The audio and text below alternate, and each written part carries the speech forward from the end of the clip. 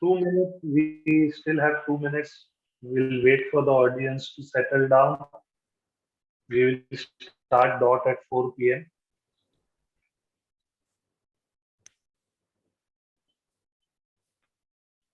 This is to all the attendees. We'll be starting dot at 4 p.m. So please settle down in your seats.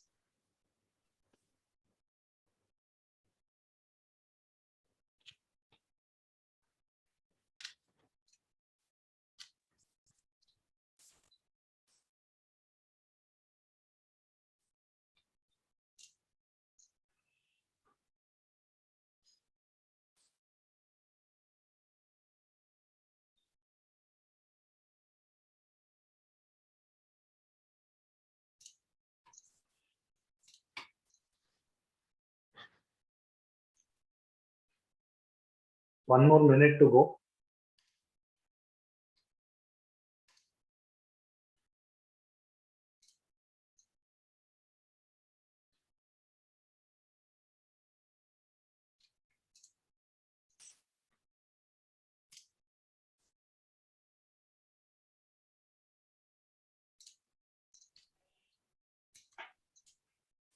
So we are starting the webinar 3, 2, 1.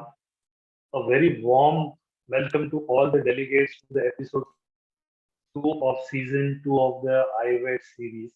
The IWET series is the flagship product of Smart Water and Waste World, in which we have tried to create a community platform where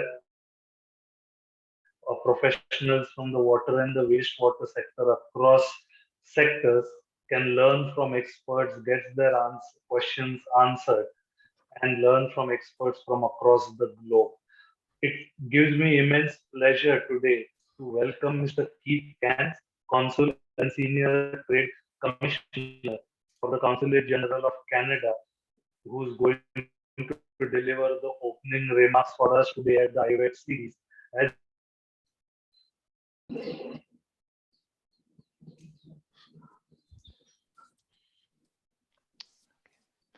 Good afternoon. I'm delighted to be here today with you. Thank you, Mr. Shirokar and Smart Water and Waste World for partnering with Canada to realize this webinar series. Again, my name is Keith Can, and I'm the head of the trade program at the Canadian Consulate in Mumbai. My mandate is to support trade and investment between Canada and Western India. As a new arrival to India, I'm impressed to see the business between our two countries in a range of sectors. There are over 150 Canadian companies active in Western India and nearly 100 Indian companies established in Canada as investors. Today, our focus here is on water, and I'm encouraged to have such a wide cross-section of industry players seeking to remedy water concerns for municipalities, industry, and agriculture. Canadian water and wastewater firms have a global reputation for excellence. Supported by Canada's robust innovation ecosystem, their groundbreaking technologies and solutions are addressing water challenges around the world. Technologies such as sewage treatment plants, waste to energy, on-site water quality monitoring, purification of drinking water, leak detection with ultrasound, and AI for wastewater treatment plants. Canada has the expertise and experience to deliver. Furthermore, a number of Canadian companies are already present in India, ready to do business. In a few moments, you will be hearing from Clearford and their innovative decentralized sanitation technology in rural areas to reduce fresh water requirements. And from Flow-Energina on their novel air lift pumps, which use less energy than traditional systems. These companies are experts in their fields and can provide insight on how they can partner with you and solve your issues. I have other examples of other Canadian companies in this sector. Premier Tech Water doing on-site and decentralized wastewater treatment projects. Mantech deploying on-site monitoring systems along the Ganga River. Pani Energy, using a proprietary artificial intelligence for optimization of treatment plants, and Ovivo, implementing solutions for industrial wastewater through strategic acquisition. If these companies are of interest to you, please do not hesitate to reach out. Today, I'm also joined by my colleague, Yasmin Duzbash, who is the Trade Commissioner at the Consulate responsible for clean technologies. And you can see Ms. Duzbash is actually one of the panelists on this Zoom call. Ms. Duzbash is an experienced officer and is ready to facilitate introductions and offer advice on how to do business with Canada. For those that are new to Canada, the Canadian Trade Commissioner Service is a valuable resource for Indian companies. Whether you're seeking to do business and source goods, services, and technology from Canada, or looking to partner with a Canadian firm, our network of 8 trade offices and 55 trade commissioners across India are ready to help you. Connect with us and see what we can do. Thank you for your participation and best wishes to the success of this webinar. Thank you, Keith. Thanks for laying the groundwork and talking about the India-Canada partnership. Before we start the sessions for today, just two quick instructions, if I may call them. To all the attendees, if you have any questions, please put them in the Q&A box and I will have them taken up once the speaker finishes his presentation. And a request to all the speakers that please do not try to answer any questions from the Q&A box, because I will be taking them up for the benefit of all the people who are listening to the webinar. So with that, I would now like to start the session for today, and I would like to invite Dr. Nupur Bahadur, Area Convener for the TADOC Center at TERI, and she's going to talk about the advanced oxidation technology that has been developed at TERI to treat industrial wastewater and through that sustainably achieve ZLD. Over to you, Dr. Nupur. Thank you, Kailashi, and very warm welcome to my co-panelists and all the delegates here. I'll share my screen and let us begin.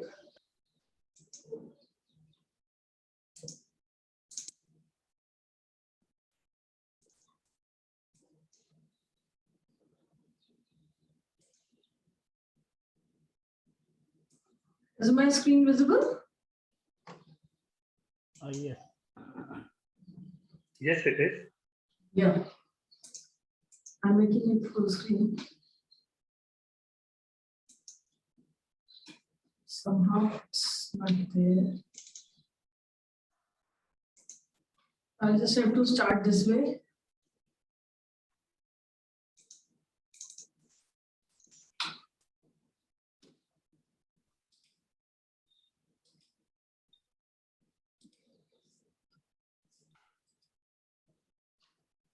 So this is the topic is this TERI advanced oxidation technology to treat industrial wastewater and sustainably achieve zero liquid discharge. Still waiting if it could be made full screen. Yeah, can you just try going to slideshow and just click on the menu on the top slideshow. Yeah, just a minute. On the top there is a menu slideshow.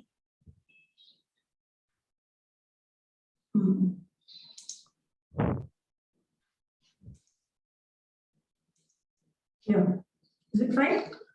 Yeah, so, perfect. Yeah, so basically I'll be discussing, we have a dedicated center on this technology for water reuse. And vision and mission, the current gaps and challenges, and the two particular areas which are interest for industrial wastewater I'll be taking, first is achieving ZLD sustainably, and secondly, enhancing water reuse, because these are the two challenges in front of the industry to achieve. And secondly, we'll be discussing the role of this technology, how we can have, and the three categories of industrial wastewater, difficult wastewater, and municipal. So three categories I have taken separately, and then we'll see the results. So as a vision and mission you see here, that whole idea is to contribute in missions of national importance, like the Clean Ganga and others. And the whole idea mission is to actually help achieve industries zero liquid discharge in a much sustainable, affordable, resource and energy efficient manner. So this is the whole idea. If somehow we can reduce load on tertiary treatment so that ZLD becomes much more adoptable and acceptable, this is the whole idea. And how we can enhance water reuse. So you can see here we work in these both the spaces in industrial and municipal sewage treatment. And here you see a large number of highly polluting industrial sectors. And the municipal sewage is not a difficult one, but still modern day municipal sewage has problems when particularly we want to enhance water reuse. And finally, I would say any stream, the technology remains the same, and the pollutant stream is one which is having high color, issues of high color, high COD, high TOC, total organic carbon, pathogen, POPs, and micropollutants. So with this background, I will quickly summarize this. One slide summarizes the gaps and challenges. So in my opinion, particularly what we are doing at present is we are treating, first of all, we are using a lot of chemicals for wastewater treatment, which causes sludge and other secondary problems. And another thing is that we are almost using similar kind of approaches for different kinds of wastewater streams without realizing that textile, tannery, pharma, dairy, the constitution is different. So we have to see the nature of and the constitution of effluent stream, and then we have to treat. So we should not have the approach, put this, and finally evaporate. So this is second thing I want to highlight. And secondly, in particular for the industrial wastewater, this session is, I will highlight this only, that we rely heavily on biological treatment. And we also understand that biological treatment systems have a limitation of bearing the shock loads, the toxicity issue. So these are two things which our biological systems cannot sustain. And then we also see these numbers 1, 2, 3, 4. These are basically in general the trend which we follow. So after passing through sand filter activated current, generally very general, I'm talking about any coloration industry, that we get this kind of inadequately treated water. And particularly for the MSME sector, who cannot afford the tertiary treatment, this is what they are discharging out. And now coming to the tertiary treatment, here we have a well set market, everything is there. So this colored water goes as the feed for the RO. Then RO has its cycles and the rejects. And the problem of biofouling, choking of membranes, these are secondary issues. Then this RO reject goes to multi-effect evaporator, and then MVR and all other whole tertiary treatment setup. And ultimately, it is what we are seeing here. So even if we are starting from A, the main feed, and if we are able to get B, if you see, we are able to achieve zero liquid discharge. But if I would have to say that the whole treatment is highly unsustainable. So we are merely converting pollutant from one form to various other forms. So this is with this idea. And the second thing the industry requires, so first is adequate treatment, second is to achieve ZLD, and the third requirement or the challenge for the industry is to enhance water reuse. So as you see here, from low to medium to high grade, these are the requisite parameters, and these are the application areas. So how well we are prepared with the current technologies, and this is there. Similarly, we have an option of having sewage, treated sewage to be used for the industries. And if these are the parameters for high-grade water, then are we able to achieve? So if we are only treating 38% of sewage, then how can we expect the high quality or even the moderate quality of sewage which can be used by the industries? And although there are successful models, yesterday it was Water Conclave where I could have very good overview of the Indian cities, Surat, Nagpur, Chennai. They are leading in water reuse. But again, the issue is the quality of sewage treated water. So now I would say that to improve water reuse, what all we need, we all know that we have to remove hardness, TDS, COD, TOC, and all these things. Now, how well we are prepared, if this is the question, again, I would, being an optimist, I would always say that we have good membrane technologies for removing this. So TDS is well taken care of. But the other issues, so the tertiary treatment, we all know this is highly energy intensive, resource intensive. And if somehow we are not talking to remove any of these, we are only talking of helping if we can reduce load before tertiary so that the load on tertiary can be reduced.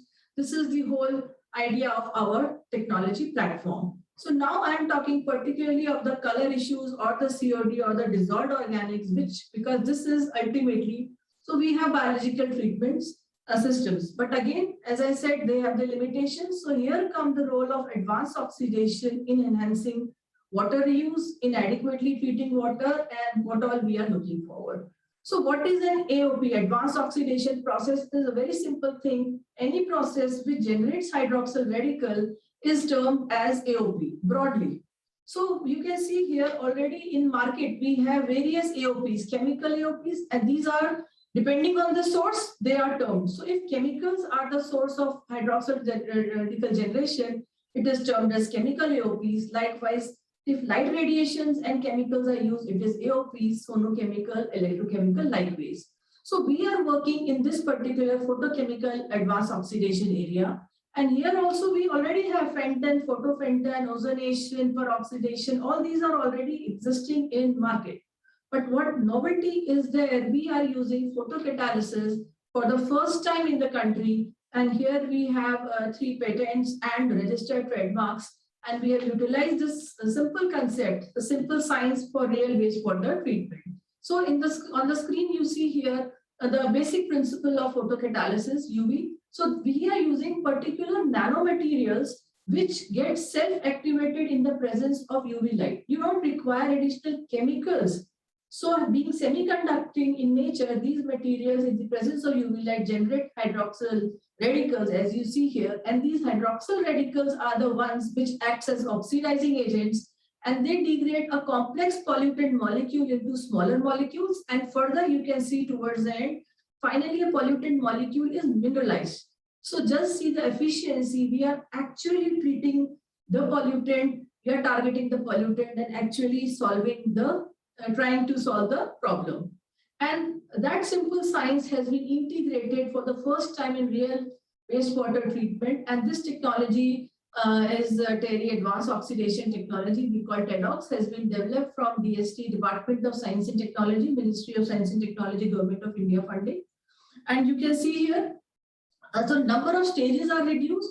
And after our primary treatment, here also our innovation starts right from the beginning. We are not using alum ferrous salts, which leads to sludge generation and other issues.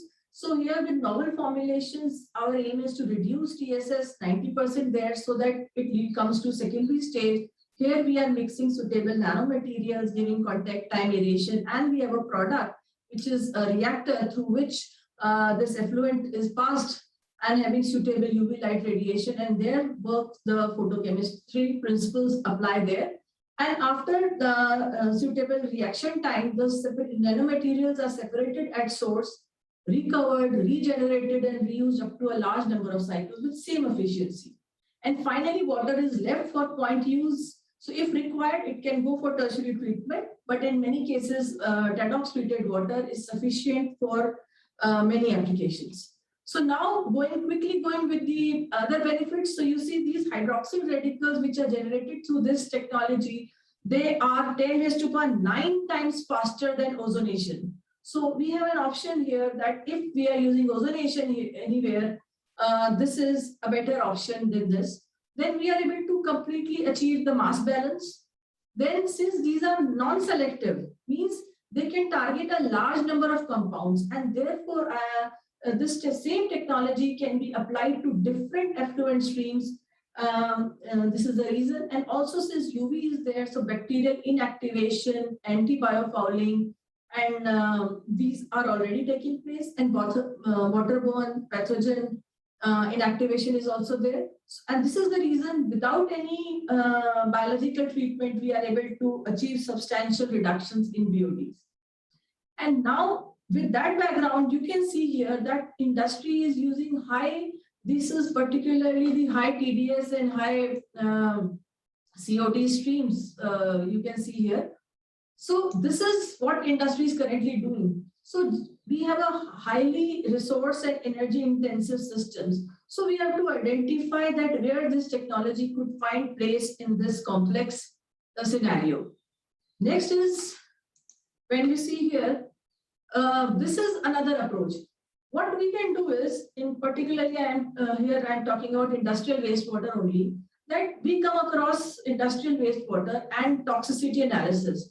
So what we can do is, depending upon, because we don't refer this color, COD and toxicity, these are the three issues which we are ignoring at present. We are focusing more on the TDS aspects, and therefore the membrane, everything follows over there. But if we look at these crucial parameters, we are really able to achieve or reduce the load on tertiary. So this is an approach we should adopt, that if we have a high toxicity, then effluent should go for advanced oxidation prior to biological. Otherwise, biological system, they are not able to sustain the shock loads. So this is an approach which I would suggest.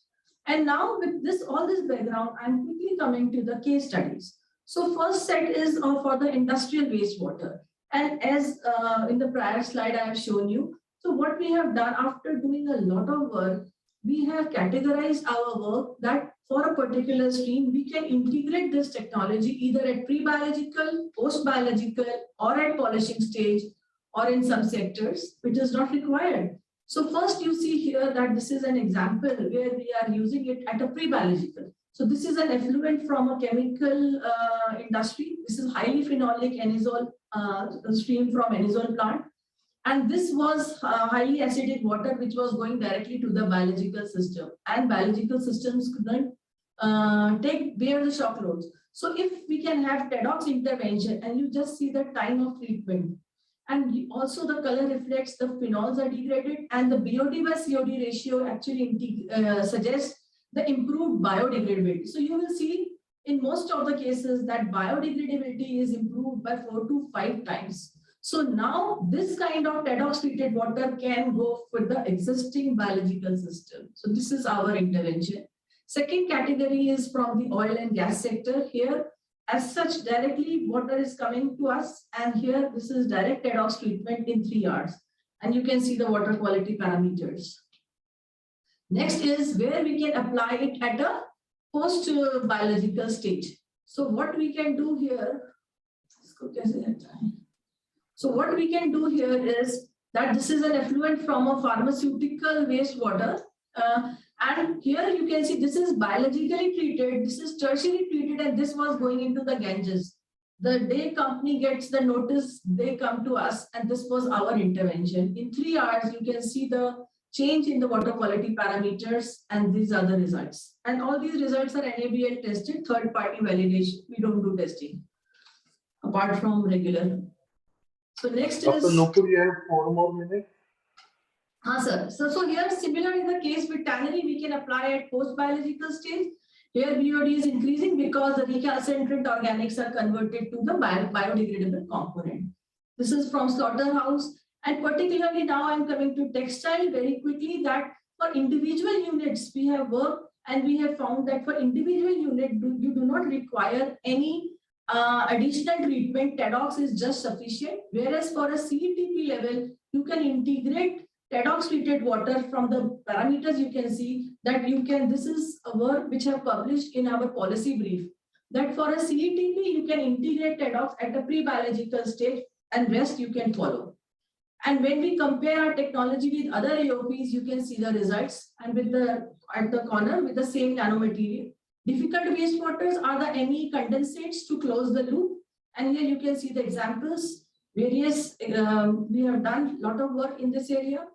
And here, if I would have to say that if ZLD current cost is 16 CR per MLD, it could be reduced with TEDx integration, it could be reduced to 12. So these are our estimations.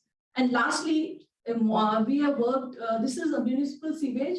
Here you can see that Now this is the inlet, this is the outlet, current treatment taking place. So what we have done, either we can directly polish the treated water, or you can directly, with inlet water can be treated through TEDx. And same qualities is obtained in both the cases. So for newer projects, we can go for direct TEDx treatment. And for existing plants, we can go for polishing. So you can see, we can enhance water reuse for the industry by treating sewage with, this is class A grade water as per the CPCB norms, and also micropollutants.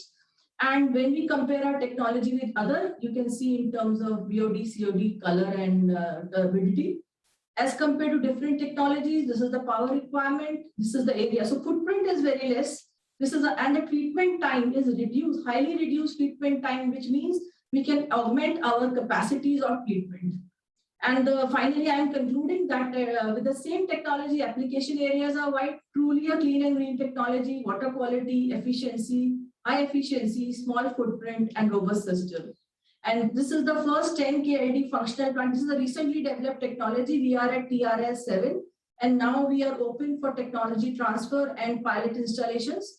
And this is our first 10 KL plant. Our studies are backed by publications. These are some recognitions.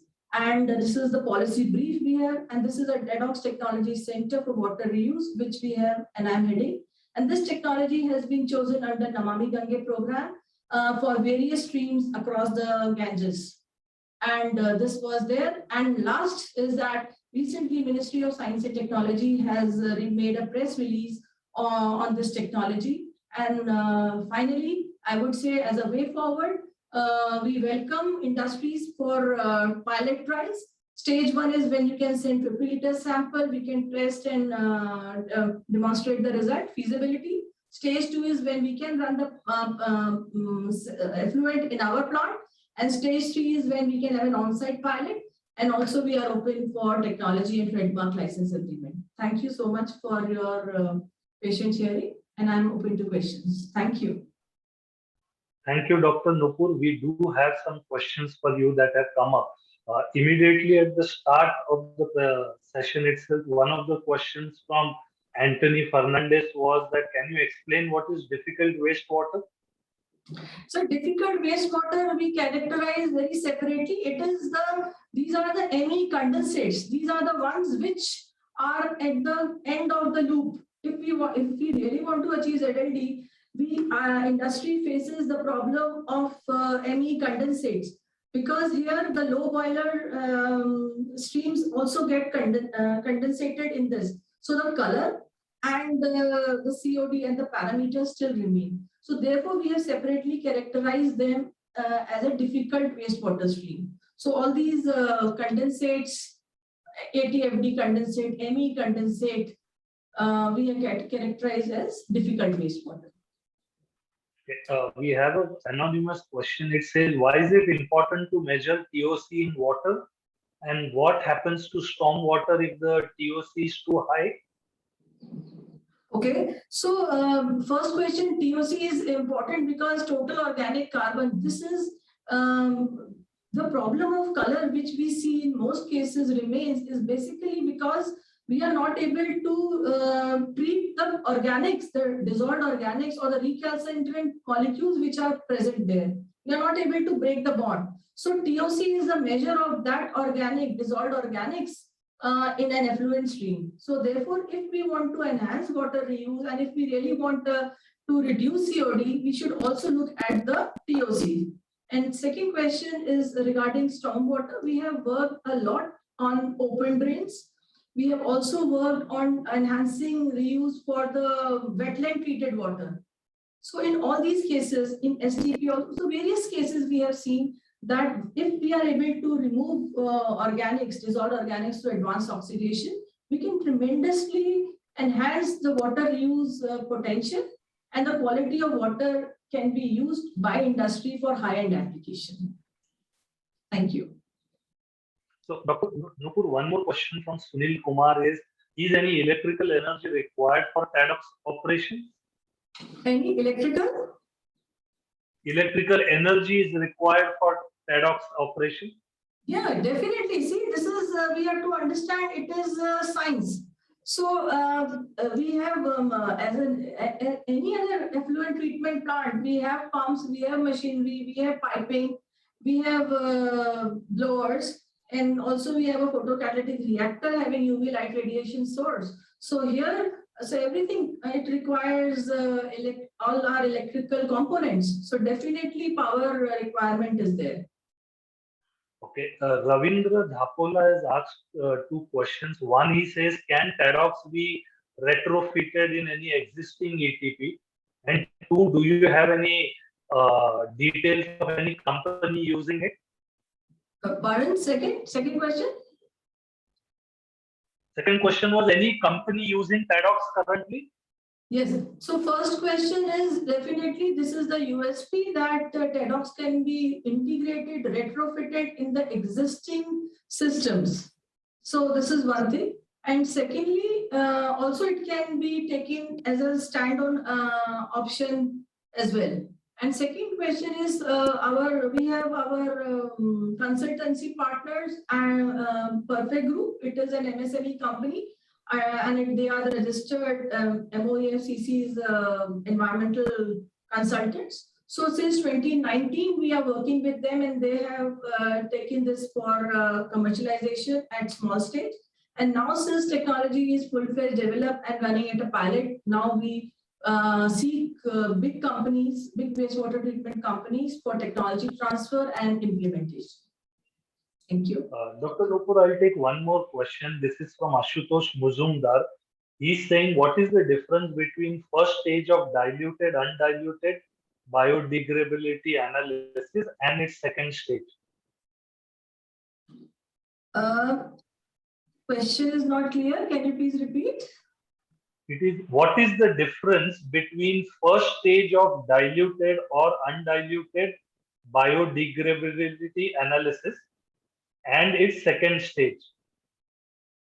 You are talking about our system? Yes, sir. Yes, ma'am. Okay, this question is during your session was going on. Maybe what I'll do, ma'am, is I'll request Mr.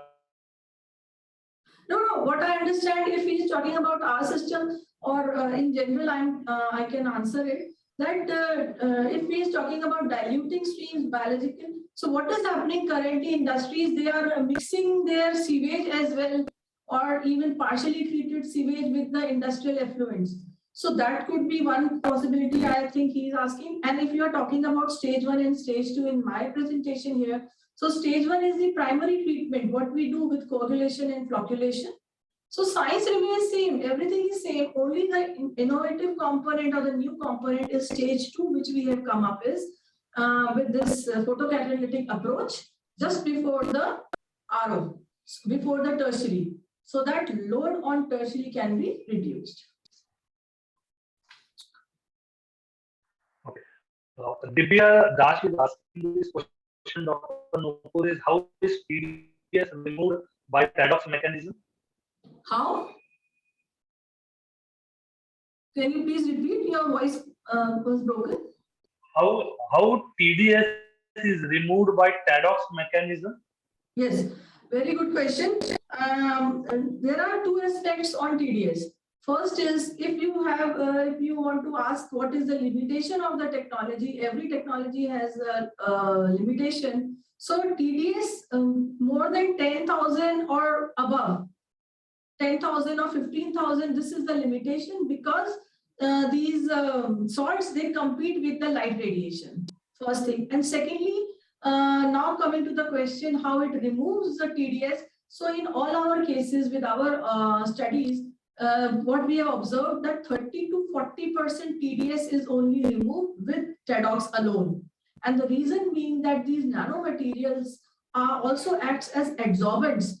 So when we give them contact time aeration, they act as adsorbent in the absence of UV light. And here is when the salts or the pollutant gets adsorbed on their surfaces, and when they are illuminated with UV light, they perform the photocatalytic action. So as a result of adsorption, the TDS is removed.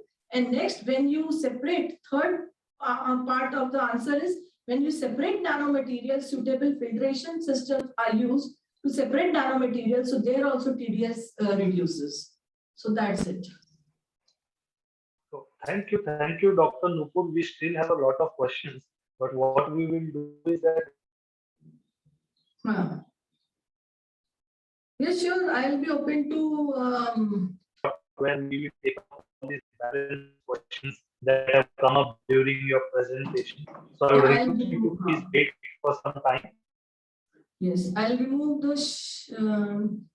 I hope screen sharing is gone. Yeah. Thank you. So moving on to our second session for the day today. The second speaker we have is Mr. Sanjay Deshpande, Executive Director and Head of Operations at Clear Food India. And he's going to talk about achieving long-term water security at industrial units by recycling untapped wastewater from the offices, townships, and nearby communities. Over to you, Sanjay. Thank you very much. Hi, everyone. Let me just share my screen. Give me 1 second, please.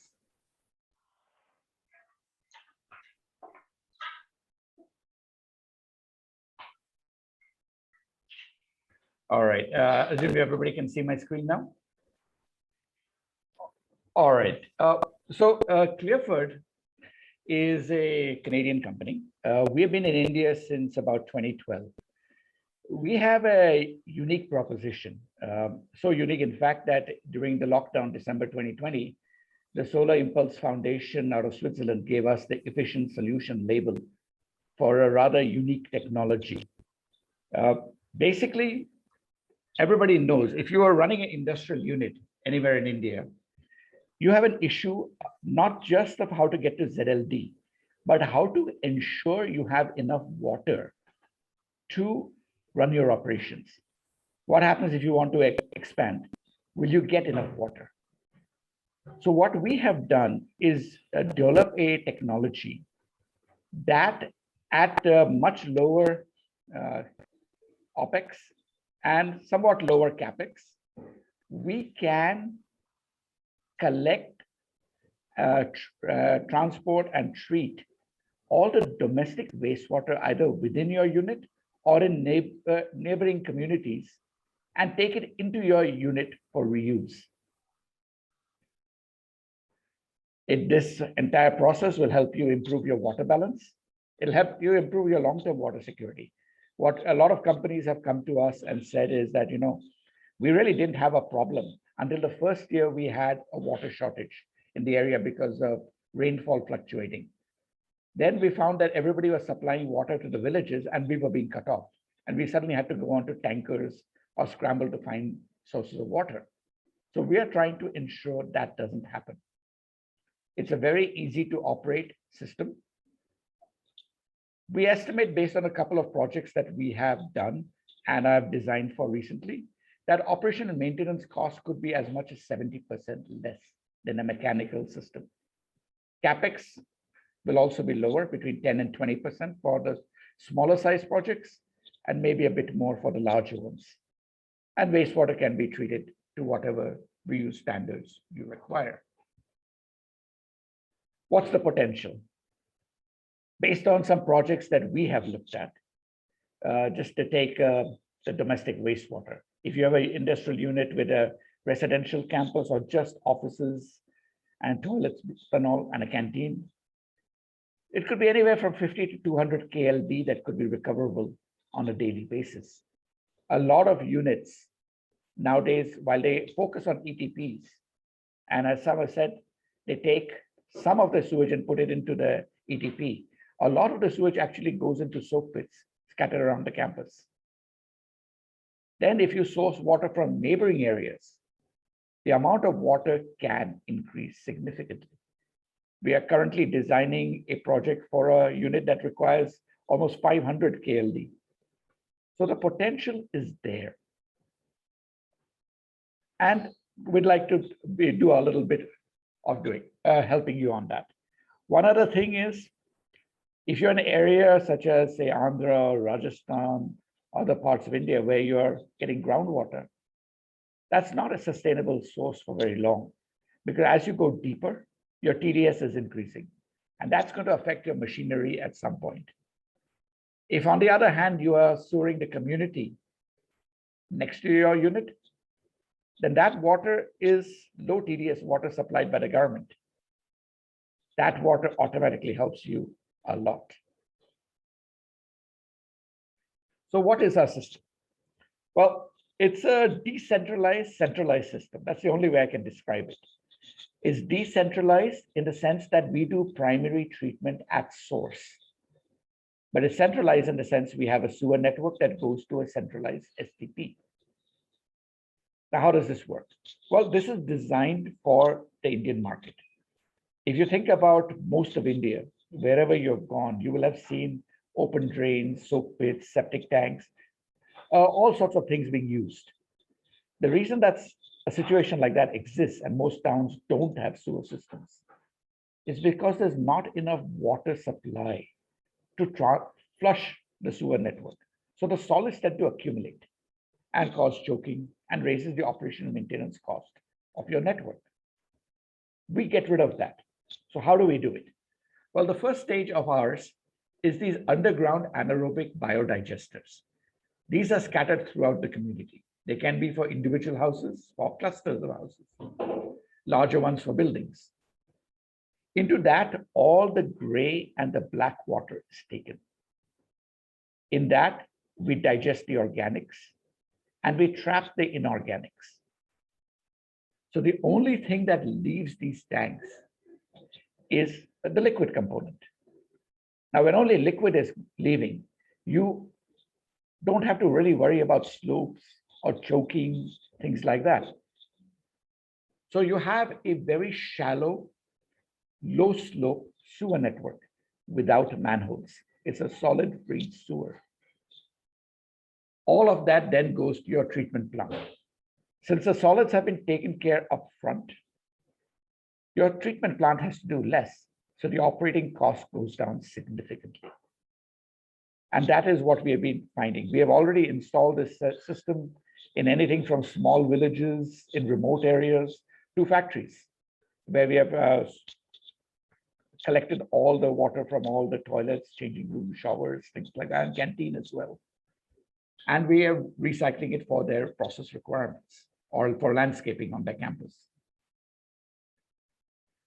The core of our technology, and the first part, are these anaerobic biodigesters.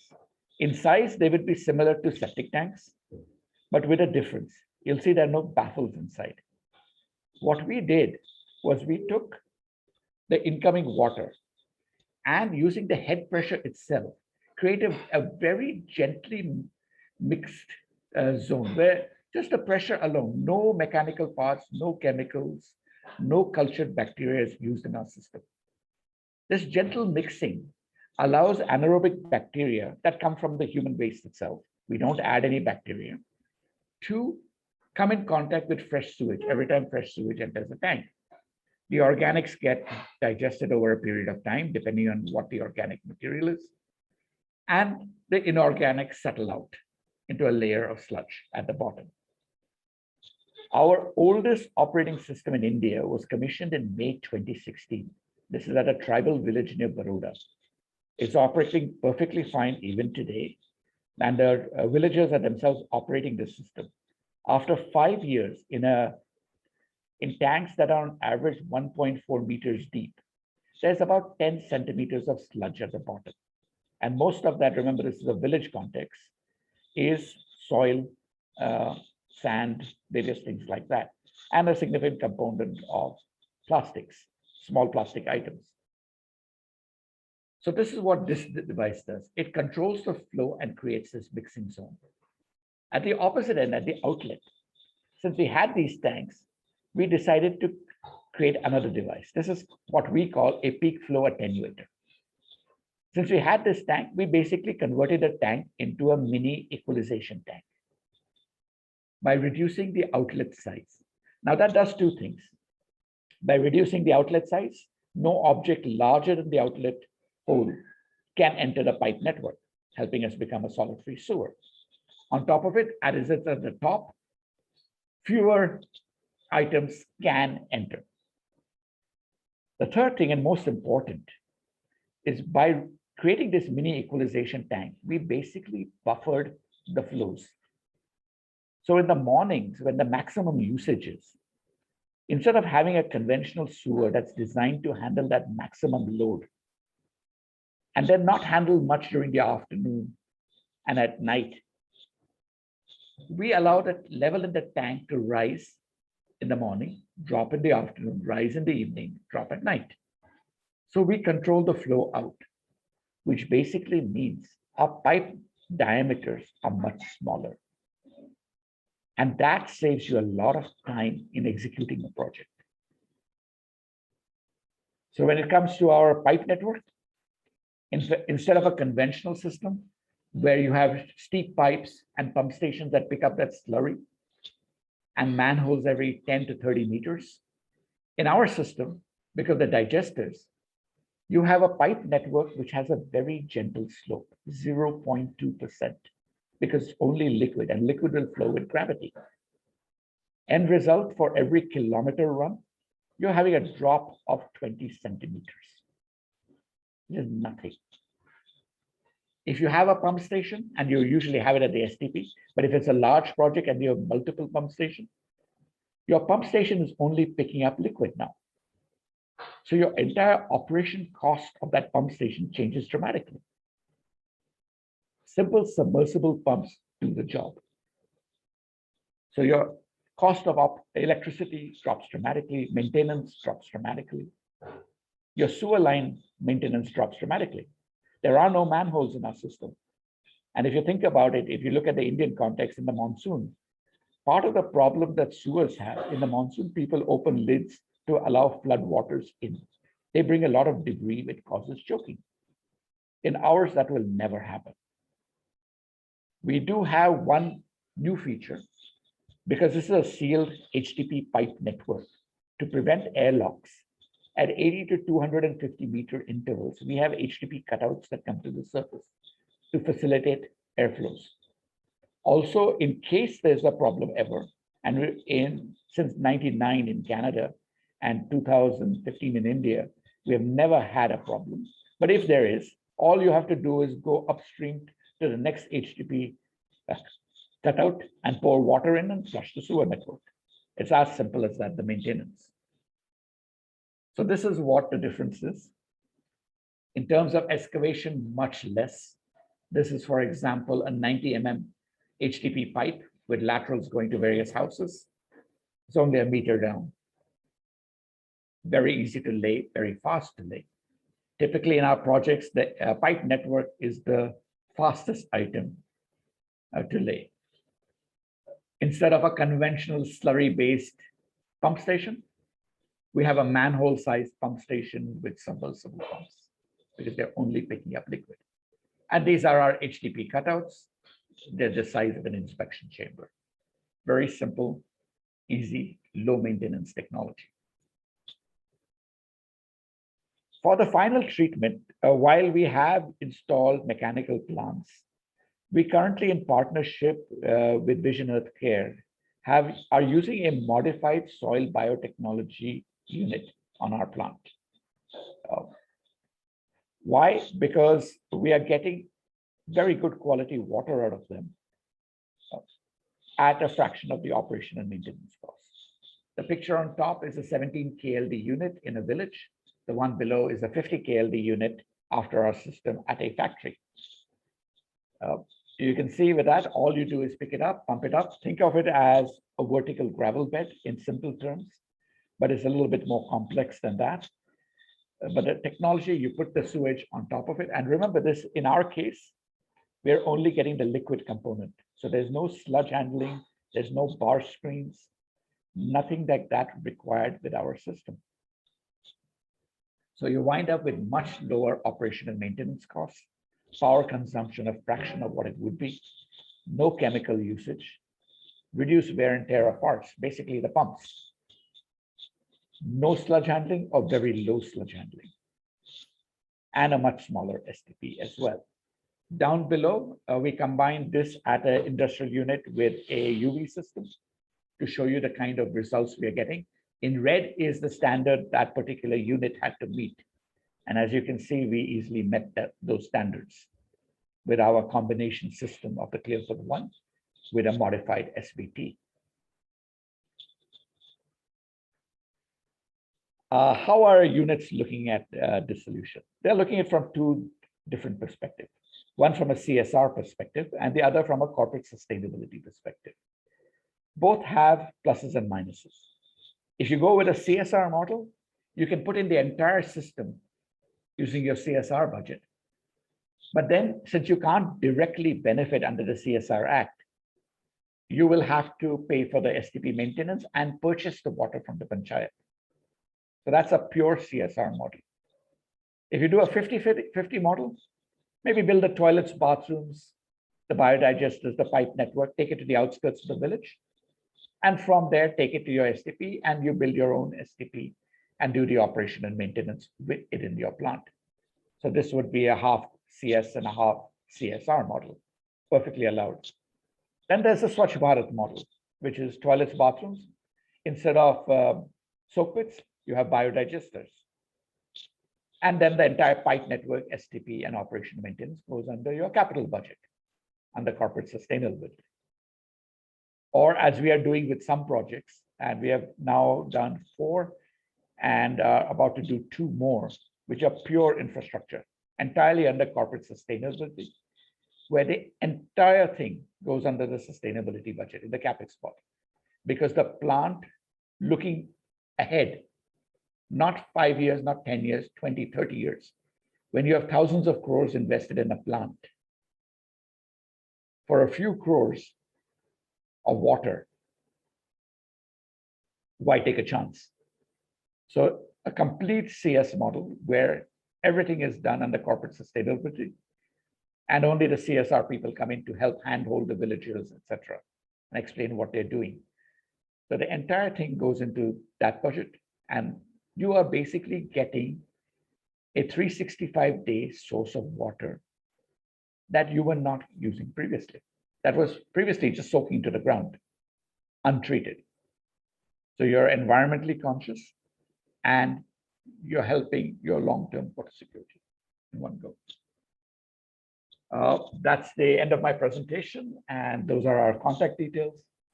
Please feel free to reach out to me if you have a situation where you think we might be able to help you. Thank you. Thank you, Sanjay. We have a few questions that have come up for you.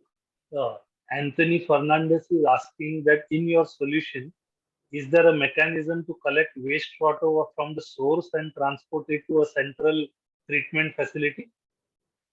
Yes, the entire sewer network. See, we don't just do the treatment plant. We do the sewer network. Okay, if you already have a sewer network installed in the area that you're targeting, we will modify the existing sewer network to work with our system. Why I say that's important is because if you have a conventional sewer with RCC pipes, after 5 years, because of subsidence, you're going to have leakage. So a lot of the water that could be recoverable is being lost. So we help you rework the sewer network to maximize collection of all wastewater. Okay. Mr. Mishra, Braj Mishra is asking, are the chemicals that you used recycled? No chemicals are used anywhere in our process.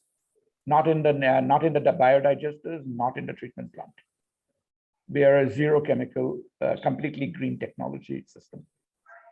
Okay. Anthony Fernandez is asking, how is the sludge collected, treated, and disposed of? In this case, the only source of sludge you're going to get will be in these distributed biodigesters. Now, we don't anticipate them filling up in less than 10, 15 years, these tanks. So you are going to have to clean it up very infrequently. And the typical way of cleaning up is with a vacuum truck. It's perfectly fine. And most of it's going to be inorganic when you find there'll be actually very low organic content in them. Okay. Udayan Shruti is asking, what is the hydraulic retention time in the digester tank? 48 hours. We design in India for 48 hours. It can be as low as 24 hours, but I prefer 48 hours for a very simple reason, because it allows you to double the number of people who are connected to a particular tank. Suppose the household's population doubles. It will only drop from 48 hours down to 24 hours and it will still work efficiently. So basically, once a system is in the ground, you can double the population without having to change anything. So Sachin Maske is asking, how does the self-cleaning velocity achieved for a mild slope? Because you're not transporting solids in our system, you're only transporting liquid. And liquid will flow with gravity. You don't need to worry about self-cleaning velocity. We have tested our system down to 10 LPCD, and we have installed it at 50 LPCD in India. Okay. Dilip Chatwal is asking a question, how much area is required to treat per ton of sewer treatment? Area for what? The biodigesters or the STP? If it's for, let me answer both. If it's for the STP, after our system, the typical soil biotechnology unit is about 0.6 square meters per KLD. Okay, and for the biodigesters, it depends on the load you're putting on them. They are septic tank size, so a 2,000 liter tank would take care of typically in a village 2 houses or 3 houses. So Hitesh Majithia is asking this question, how is the generation of methane and H2S odor taken care of in your system? Okay, methane is very, very low. It's usually significantly below 5% because while there is biodigestion happening in the digesters, sorry, no, I was talking about H2S, not methane. Methane is the majority of it, but because it's only human waste and not animal waste being added, like in a gobar plant, you are not generating large quantities of methane. It can be collected, but this is a distributed network. You will require another pipe network to collect all the methane from all the houses. H2S, you are never going to smell it because H2S typically happens in stagnant conditions. In our tanks, because of the digestion and the mixing that's happening every time water is used. And remember, gray and black water are both going into our tanks. You are not going to have those conditions where you get H2S. Okay. Mr. Vasudevan is asking this question, are you collecting biogas from the digester unit? And if yes, what do you do with that? Okay, we have a technology that collects the biogas. It has never been used in India. Okay, the reason for it is very simple. In a village context, there isn't enough biogas being generated, and there are a lot of social issues with using biogas from human waste. So we found that people were reluctant to use it. We tried it out, and we found they were only using it for heating water in winter, no other time. In a factory unit, yes, it is possible to collect it, but the unit has to have a requirement for it.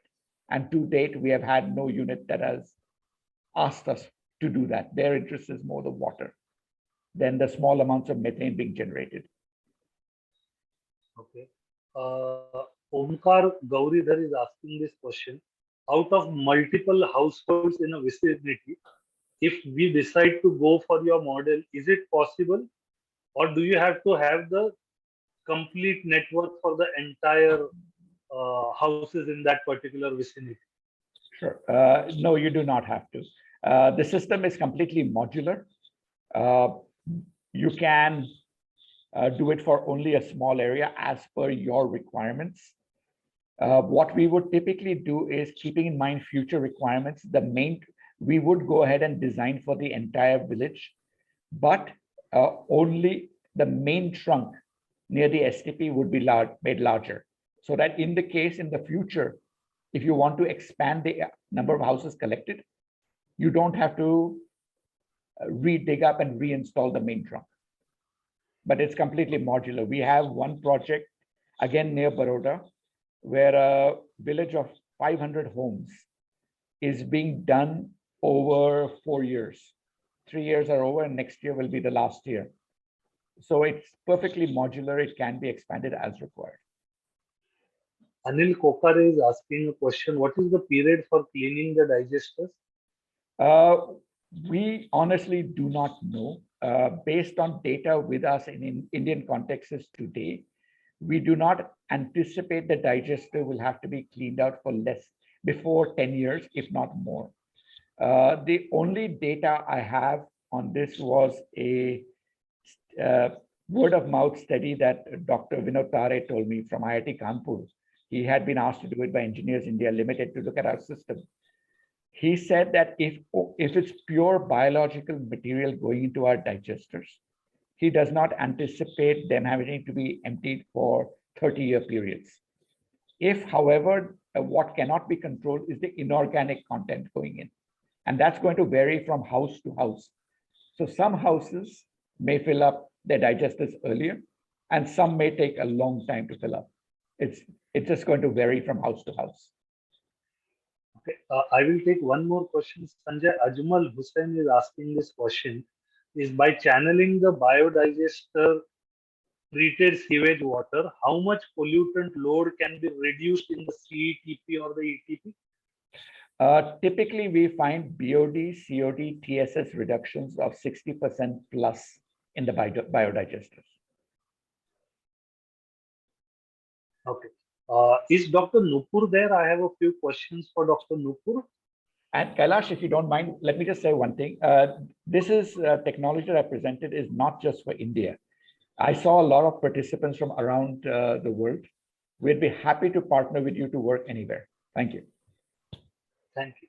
Yes, I am there, Kailash. Dr. Nupur, we have a question saying, what is the tip? I mean, I couldn't take up these questions before. What is the typical replacement cycle for the catalyst required for the TADOC system?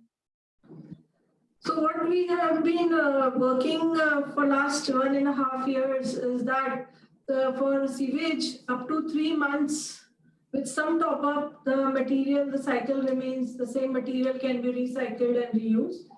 And for industrial, we have reached up to 1.5 months, which means a large number of cycles with the same, with different effluent streams as well. Okay. Praveen is asking this question, Dr. Nupur, saying ki, can TADOCs treat high TDS greater than 40,000 effluents?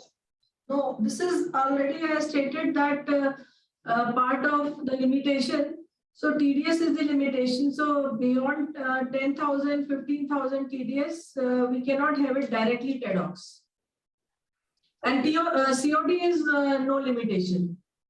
So we have treated lakhs of COD, 1,60,000, 2 lakh plus. So COD is no limitation, but TDS is a limitation.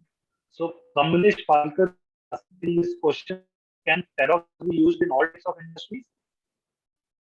Sir, we have so far worked on more than 25 different waste water streams and also various sewage, open drains and all. So we have been successful so far. And one very important point is that we have to see with each effluent stream that after testing or with a clear understanding that whether it can be taken at a pre-biological stage or a post-biological stage or at a polishing stage. So stage of treatment is very important because we are not saying that this is one solution fit for all. So depending on the stream, we have to decide. And for sewage and textile, it has been proven that for individual units, no TADOCs is sufficient for use. Okay, can you hear me, Dr. Nupur? Hello? Hello? Can you hear me? Can you hear me? Who? Dr. Nupur, can you hear me? Yes, I can hear you. Okay, we have a question from Montu Lakhani. He is asking what nanomaterial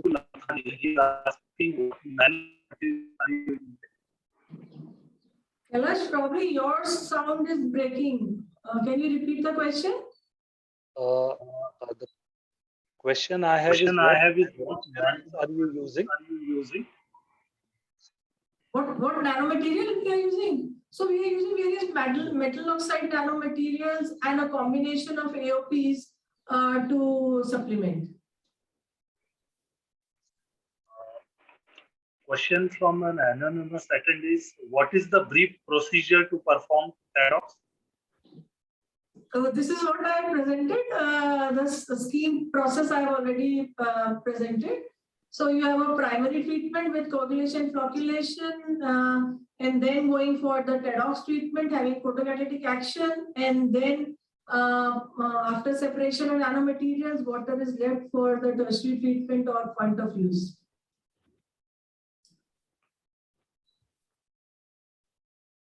A question from Shweta. You are mute, Kailash, please. I said, does the presence of dark color in wastewater interfere with light penetration and turn the catalyst activation? No. Color is not an issue at all.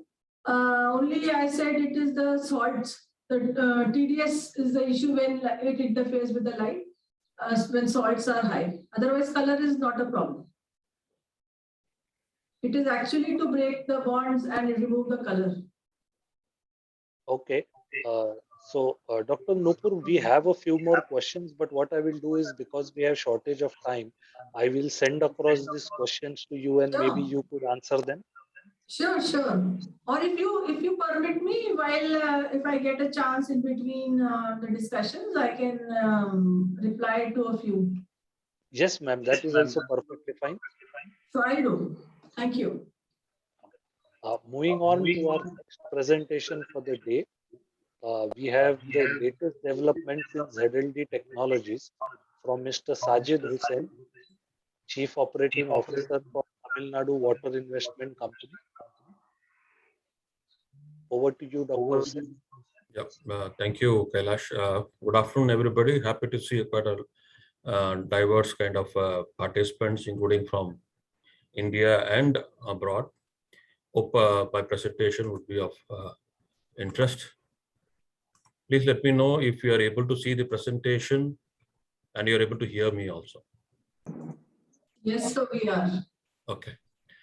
So I'm going to talk on latest development in ZLD technology, but nevertheless, because many may have some, because we are from a different kind of a diverse background, I'll run through a few slides on basics of ZLD, because what we are talking of ZLD and what it is.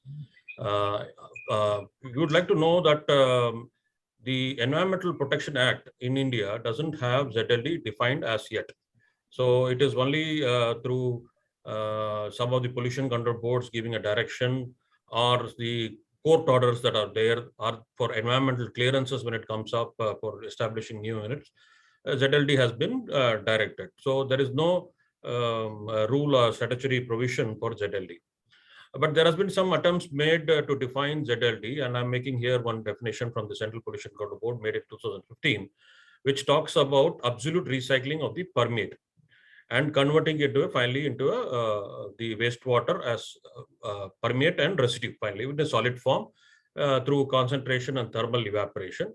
And this they will be able to measure this by looking at how much of water is being consumed, how much of water is being reused or recycled, and how much of the solids is being generated. So this is one kind of a definition that has been done. Another, in a court case, they went on to further define that ZLD does not include any discharge into land or water body. So some people say that I have a land for irrigation and I'm using my treated water for irrigation. Can it be called ZLD? No. As per this, as per the guidelines prepared for utilization of treated effluent, which was submitted to the court on a court order, it said that no, not discharge into land will not be ZLD. It has to be recycled for industrial purpose, back into the industry. But these definitions still are not covered. For example, the solid waste that is being generated, how do you dispose it of? So it is comes under Hazardous Waste Act, and you should dispose it to a treatment storage disposal facility, a TSD facility, but that is not mentioned. And also now the practice in is already there where you're able to recover salt and reuse it also. So can that be part of the ZLD definition, or should we promote such a recycle and reuse of the solid waste that is being generated, is another question that has not been answered. But these are things that we would like to see in the coming years. So this is background on ZLD. I'm actually going to take up the Tirupur textile cluster because that is the longest serving ZLD cluster in the country with more than a decade of ZLD experience. I'll use this as a baseline to then further take over what has happened over the last 10 years and what is happening latest in terms of ZLD technology. I would encourage you to look at the YouTube video, or you can even go to the TWIC website, which I've given the last slide, and look at this video on how this ZLD came about and what has been done so far. But just quick, again, I'll cover what is being done in a very, very brief way. So here you have the industrial units which discharge their raw effluent, which comes to the common effluent treatment plant. The common effluent treatment plant recovers through a series of treatment processes, the recovered water, and distributes it back to the industrial units. They also distribute what is called a treated liquid brine. They also recover salt and give it back to the industry. They generate waste like biosludge, the lime chemical sludge, which is sent to the cement industries, and some excess salt also, which can be sold in the market, and also a mixed waste salt, which is a disposal issue. So overall, they recover about 95 to 98% of the water. And you will have a top-up requirement for the industry, about 10 to 15%, including for whatever losses due to evaporation or spillages and things like that. So this is the kind of thing, and this whole thing is metered and measured and monitored. This is what is being done now. This is the basic process that is there, and I will then go ahead to tell you what are the challenges and what are the technology developments that have happened. So basically, this is a totally biological treatment process. So you don't have a chemical treatment, you have equalization, total biological oxidation, a typical activated sludge process with secondary clarifier, a very low loaded activated sludge process actually. And then you have a chlorination for some amount of disinfection and color removal, a tertiary filtration system with quartz filter, ultrafiltration, a decolored resin filter for removal of color. But more or less, this has been discontinued now because of the expensive nature of the process. And you have a softener for reducing hardness. And then it goes into the reverse osmosis process. While you are regenerating the backwash from the decolored resin or the softener, that is taken up for chemical treatment. This is the only chemical treatment that we have in the entire process. The regenerate liquor from the resin filters is taken up for a lime soda sort kind of treatment process for generation of sludge. And that sludge is basically lime sludge, and it is sent to the cement industries. Now the softened water goes to the reverse osmosis, a typical 4-stage, 5-stage kind of reverse osmosis process. Recovered water is sent to the industries. The concentrate brine goes into what is called an MVR, mechanical vapor recompression type evaporator. It is taken up to something like 100 grams per liter. I'll go with the parameters a little later. And then it goes to a multiple effect evaporator. A part of the concentrate is taken up for as treated brine and sent to the industry for dyeing process. So liquid brine, instead of trying to evaporate everything, a little part of it goes for dyeing process. The concentrate from the multiple effect evaporator goes to an adiabatic chiller to produce Glauber salt or hydrated sodium sulfate. And the residue goes to a solar evaporation pan and for final disposal. Now the solar evaporation pans are also eliminated, but I'll talk about it a little later. Okay, so basically, let us look at what are the challenges. Now, having implemented this ZLD, it was actually through a court process. So a lot of urgency was there, and there was a lot of pressure to do it, and so and there was no prior history of such a large scale of ZLD anywhere in the country or worldwide. So a lot of things were done initially, and a lot of developments happened thereafter. But there are a lot of challenges. One is the high capital expenditure. Dr. Nupur also mentioned this. Yes, it's very expensive. Typically per MLD, something like 15 to 20 crores per MLD is the kind of cost we're talking about, as compared to say a conventional CETP, maybe 2 or 3 crores. So almost 10 times more is a ZLD project cost. Operating costs are also very, very high, something like 200 to 400 rupees per cubic meter. I'm talking about, again, textile here. But in, for example, tanneries can be even higher, 600 to 900 rupees. And some kind of paint industry, for example, can be as high as 1,600 rupees per cubic meter. What happens is the gross cost on the product, 12 to 15% is for textile dyeing. So the dyed fabric, the cost of dyed fabric vis-a-vis with and without ZLD, the cost could be higher by 12 to 15%.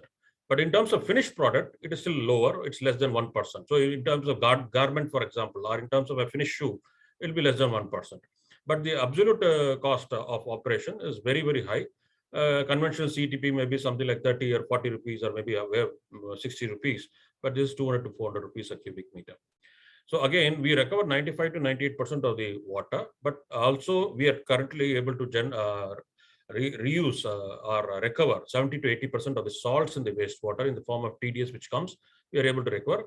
But 20 to 30% of this is mixed waste salt, which cannot be reused.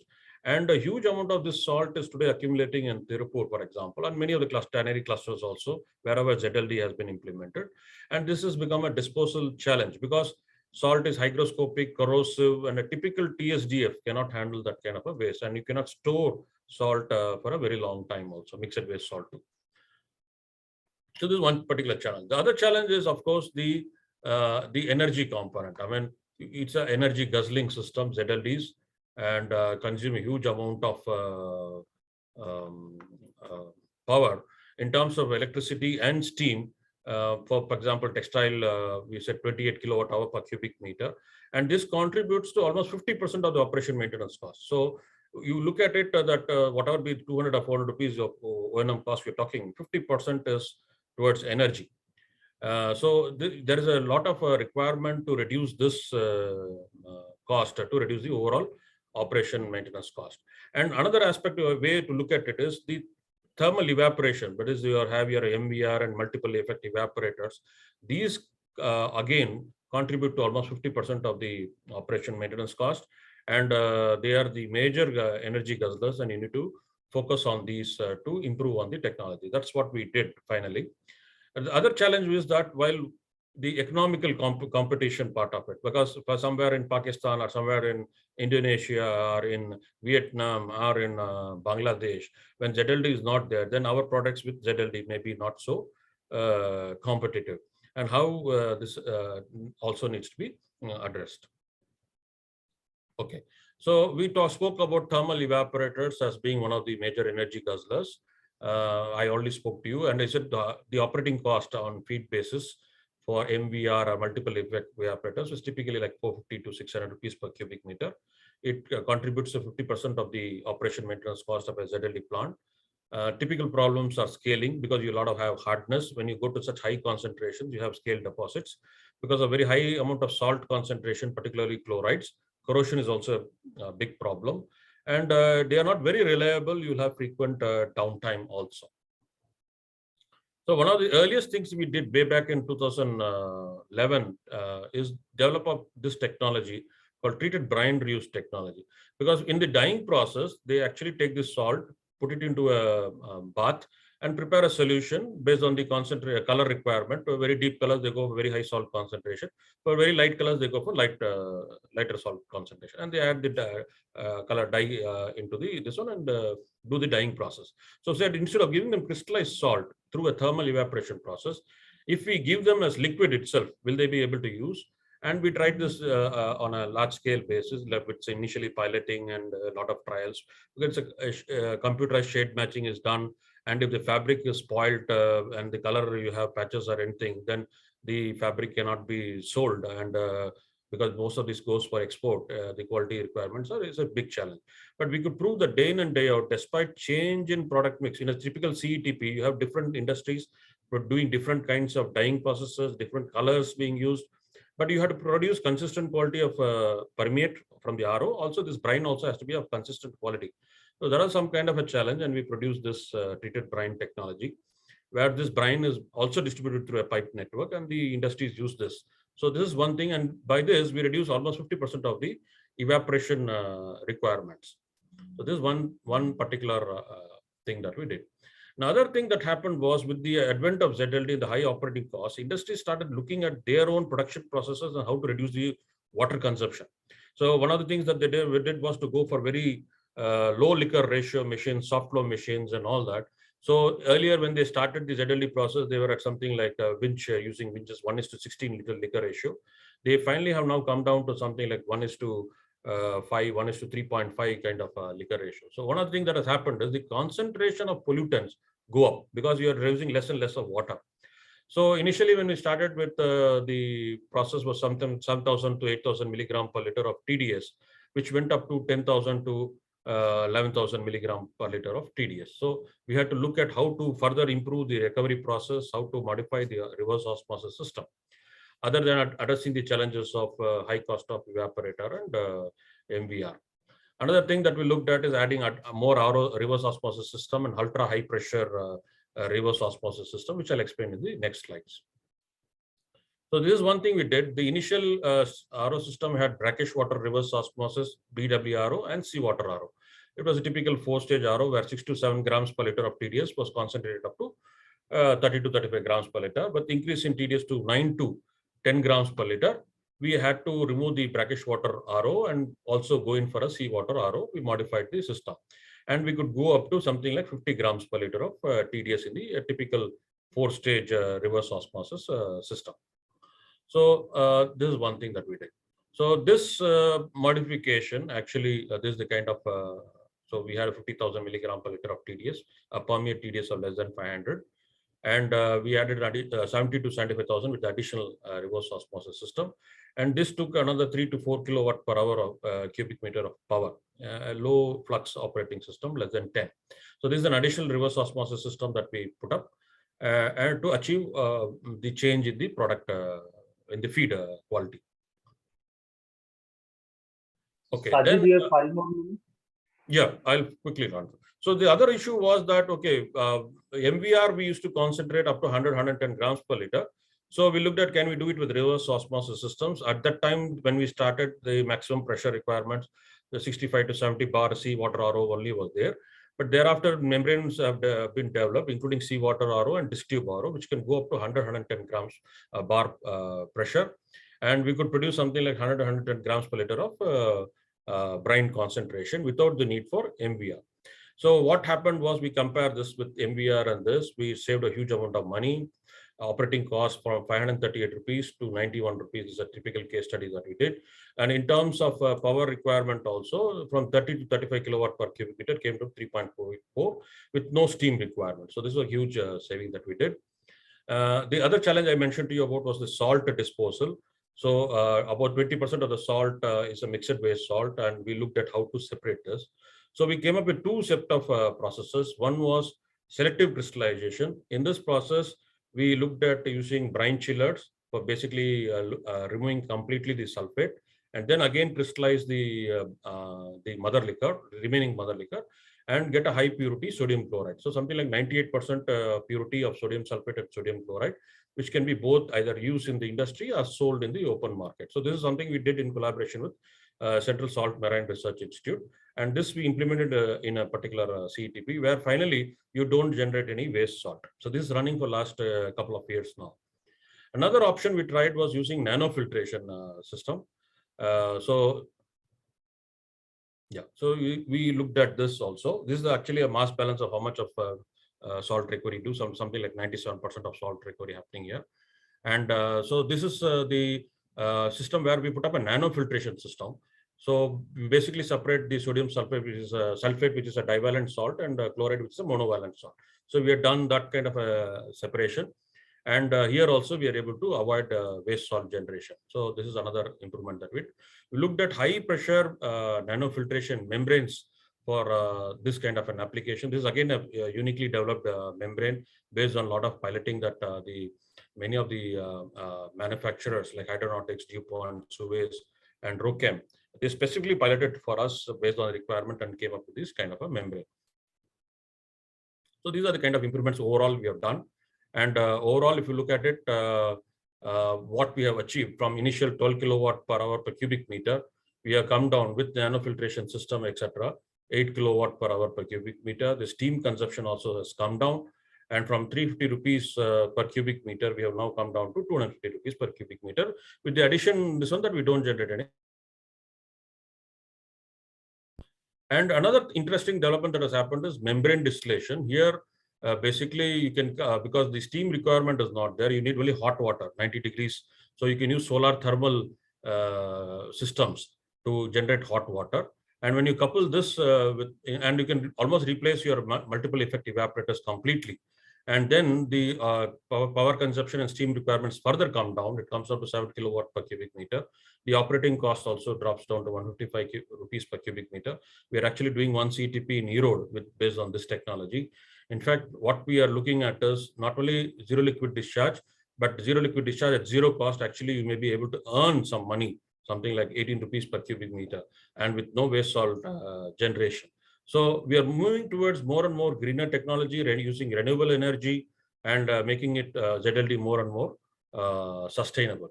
So the lime sludge basically goes to cement industry for co-processing. We are looking at options for even making fly ash bricks with this. Probably some of the new CTPs that will come up, we will do this. The biosludge goes to the boiler for making briquettes we make with the biomass that we get from the agricultural waste. This is something that we did, and we have got some approvals for this also. So finally, let me just conclude, because of the shortage of time. Zero liquid discharge, you have to look at zero waste generation, basically to achieve ZLD in a sustainable manner. You need to do a lot of research and piloting before you come up for your particular kind of industrial waste. You cannot just dump and say that same shirt fits me, so you have to tailor make it. Brine concentration, evaporation, crystallization is the real cost area, and we need to look at it how to reduce this. Water scarcity is driving water economics and regulatory pressure. I think some of the earlier speakers also mentioned this. So financial viability will determine based on the cost of water. So in Tirupur, for example, the cost of water is something like 80 rupees per cubic meter. So it makes it more sense to recover and reuse the water. You have to look at alternative source of energy for to reduce the energy footprint. Thank you. I'll be happy to answer any of your questions. Hope I have not exceeded the time. So thank you, Sajid. We will take a few quick questions. Anthony Fernandez is asking this question: what is the use of the salt produced in ZLD? Is it edible? Can it be used as a filler material in the soap industry? A good question. Of course, it is from an industrial waste, so it is not supposed to be edible. Okay, but the quality in terms of BIS grade, industrial grade, it makes grade 2 for reuse for any industrial purpose. Yes, it can be used for soap detergent industry. In this particular case, the dyeing industry uses it for their own dyeing process, the sodium sulfate. The sodium chloride that we generate, they are selling it off. It goes to slaughter industry. It goes to other industries that need salt. So yeah, it's a high quality salt that we recover. Okay, we have a question from an anonymous attendee. He says, with respect to TDS reduction, is there any other treatment methods available other than RO with the view of reducing rejected water? Frankly, no, because you are talking about inorganic salts. So the only solution is when you're talking about inorganic salts. I'm not talking about organics. You will have to go through a membrane process to reduce it, either reverse osmosis or an nanofiltration to do it, or you will have to go through some distillation process. Okay. Bharat is asking a question, sir. How do you utilize the grit collected from the STP plant? Sorry, grit. Grit. No, this is a CETP basically. So it is a closed system, unlike in a sewerage system where a lot of grit can come in. But anyway, what do we have a grit removal? But you don't get much of a grit in this kind of a system. And any grit, the typical disposal you have to do is to a disposal facility. Okay. Mr. Sudhir Singh is asking this question: is this system suitable for the distillery spent wash? Sorry? Is this system suitable for distillery spent wash? Yeah, you can, but there are other options also. You use it for the boiler and concentrate it. So that is also being done for the distillery spent wash. Yeah, but this process also fits in for such kind of a requirement. Okay. Kamlesh Palkar is asking this question: in ZLD, how do we dispose the sludge? Okay, I said there are two different kinds of sludge. One is the chemical sludge after chemical treatment for the regenerate liquor from the resin filters. We have a lime soda softening process. You precipitate these solids. So this sludge basically has high lime content, and this is as per current practice goes to the cement industries. So it is sent to them for co-processing. Okay, and the biosludge today it is sent to the TSDF facility. In some one of the plants we also did was to make briquettes out of it and to feed the boiler, which produces steam for the ZLD. So this is another option. Okay, we have Gulam Mustafa who is asking this question. In the ZLD process, how is the final brine liquor treated after crystallizer? Okay, I deliberately didn't go much into the process, but basically what we are trying to do, when you concentrate, you get the concentrate from a reverse osmosis plant. Basically, you will concentrate the color, you will concentrate the hardness, you will also have a higher salt concentration. Typically, we need something like 150 grams per liter of brine concentration for a dyeing process based on some kind of a study that we have done. And we have to ensure that the color and the hardness is less. Typically, the fresh water that they use for the dye bath will have less than 100 hardness.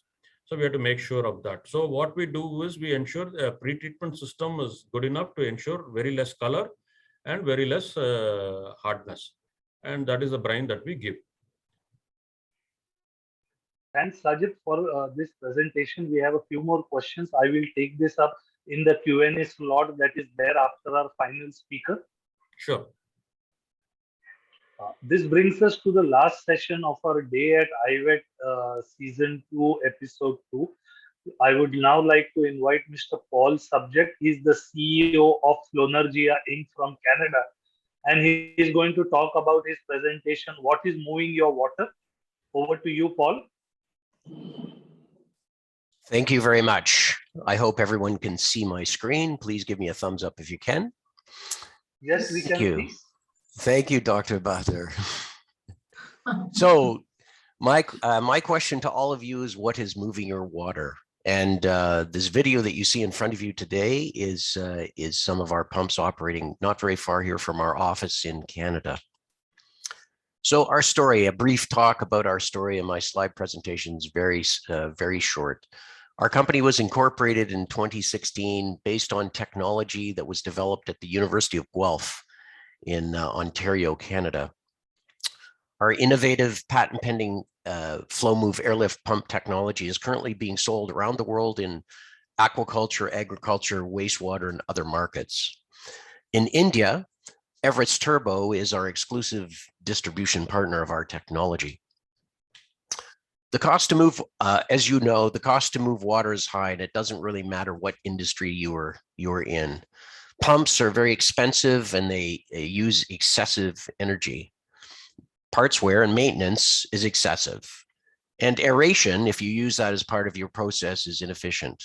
And just to highlight the issue about parts wear and pump cost, the life cycle cost of a rotating pump assembly is many, many times the initial purchase price. And I'm sure you all know that, being in the industry. So how does our technology solve these problems? Well, it's quite simple. Our technology only uses the energy required for aeration, the blower you use for aeration, to both pump and aerate water. This reduced energy profile, so taking the pump out of the system, results in a 50 to 70% savings versus a conventional centrifugal aeration system. Our FlowMove pumps have no moving parts and they require very little maintenance. Our FlowMove pumps also have exceptional aeration properties if that's a requirement of your process. Our systems provide up to 40% higher aeration efficiency versus paddle wheels and surface sprays. So what's different about our technology? Well, for those of you that know anything about airlift pumps, they've been around for about 100 years. And someone discovered that if you took a piece of pipe and drilled a hole in it and injected air into it, you would actually lift water. Well, we've taken a completely different approach to that. We've actually engineered the airlift pump to include two different zones, and we'll talk a little bit more about that in a second, by using computational fluid dynamics and multi-phase flow behavior to predict how the pump will work, and using finite element analysis to actually design the pump so it best handles the operational stresses. So it's a very sustainable solution, our technology. Instead of having two systems, one for aeration, one for water circulation, we eliminate the pump itself. We eliminate the need for paddle wheels, excuse me. And by using the air in a blower, we combine those two systems to both lift the solids liquid mixture, and also to aerate the solid liquids mixture. And what's very important to note here, and I didn't really talk about that, is our technology can pump liquids and solid liquids mixtures, very important for the wastewater treatment business. So in one efficient system, you get no moving parts, very low initial cost, almost no maintenance, and a reduced energy usage. This results in 50 to 70% by using the power for air supply only, no power needed to move the water. Additionally, we end up with a 50 to 70% energy savings, 40% higher aeration efficiency, and substantially reduced maintenance. Now, for example, where can our technology be used in a wastewater treatment facility? Well, we can be used in moving solids, heavy solids filled liquids from one location to another. We can be used to transfer materials into a bioreactor. We can be used to transfer materials to a secondary clarifier, and other operations within a waste treatment facility. Now, it's important to note that our pump just doesn't work for waste treatment. It works for any fluids or fluid solid mixture. But let's look at waste treatment in a little bit more detail. So we can provide aeration, which will improve flocculation and pretreatment. We can transfer materials from one location to another. We can transfer sludge from one location to another. So what are some of the other features of our technology? Our pumps can easily move heavy fluids and solid waste. Our pumps have no moving parts. I have one in my hand and I have them here beside me. They're hollow inside. It just uses air for the motive force. Our pumps are fabricated from food-grade polymer and don't corrode. Our pumps facilitate carbon dioxide removal if that's important to your process. Our pumps also disrupt thermal stratification, which is important in some waste treatment operations. And our pumps improve dissolved oxygen. And we have individual capacities up to 2,685 liters per minute. And that's our largest pump that's over here. So I want to talk a little bit about our pump sizes.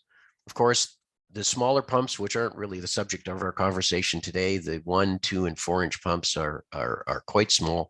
The 4, 6, and 8-inch pumps are the most used in wastewater treatment and water conveyance. So our smaller pumps, the half-inch, the 1-inch, and 2-inch, like the one I have in my hand here, are printed in 3D grade food grade polymer. The larger 8-inch, 4, 6, and 8-inch units, similar to these units right beside me, are made from PVC piping material, and they're fabricated. All of our pumps are currently manufactured in Canada. So I'd like to spend just a moment talking about some pump curves. Those of you that understand pumps know exactly what I've got here up on the screen.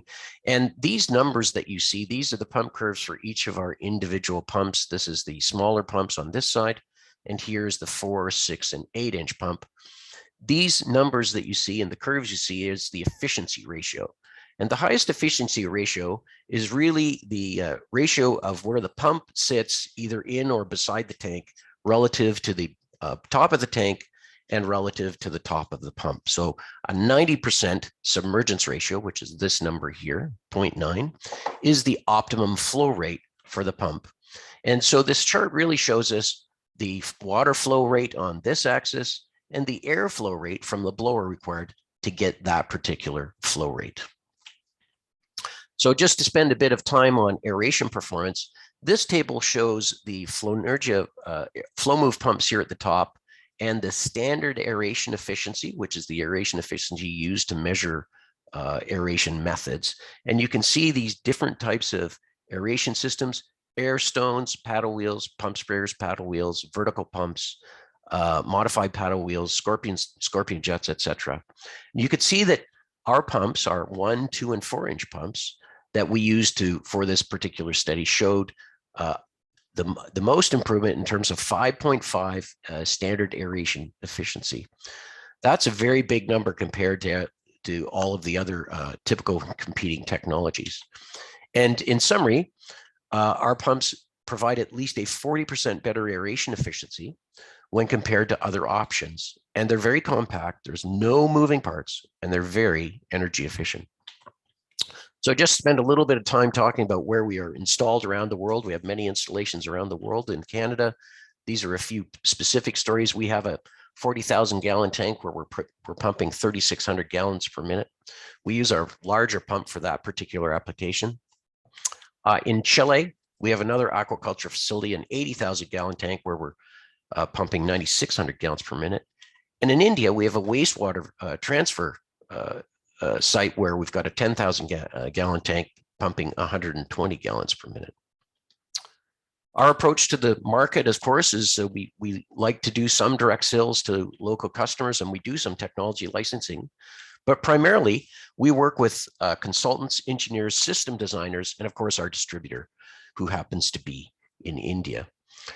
Together with our colleagues at Everest Turbo, we'd like to work with appropriate companies to find customers for initial product demonstrations, and also to work with existing customer engineers and consultants for easy integration into existing systems.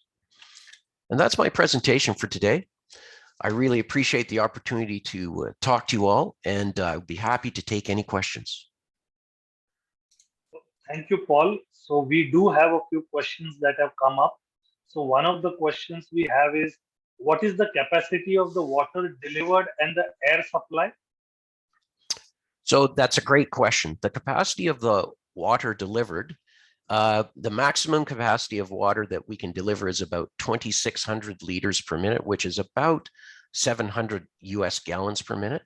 The air required for that, so you would, if you have an existing blower that you use for aeration, then we would use that blower to drive our pump. If not, you would obtain a blower. They're easy and very inexpensive to purchase, and it would require about 200 cubic feet per minute to operate that pump at very low pressure air. So this is a high volume pump with low head. It doesn't develop a lot of head. That's one of the issues that it's very important to understand with our technology. And it's used for primarily for transfer. So we can move materials probably 1 or 2, maybe 3 meters above the surface, depending on the height that the pump is deposited in the tank or beside the tank, but it's not a high lift technology system. So this brings me to the next question, which was there. It says, can it be used to lift water from underground tank to overhead tanks? Yes, it will be dependent specifically on the depth of the pit. So if you have an underground tank that is 20 or 30 meters required in the ground, and we have enough pressure to overcome that with the right blower, we can pump that 20 or 30 meters in the air. It's really based on each application, and of course our applications engineering team and our friends and our colleagues at Everest Turbo are there to help optimize the pump use in each situation. So Paul, one more question from Yogesh is, Sure. How much viscous liquid can the pump handle?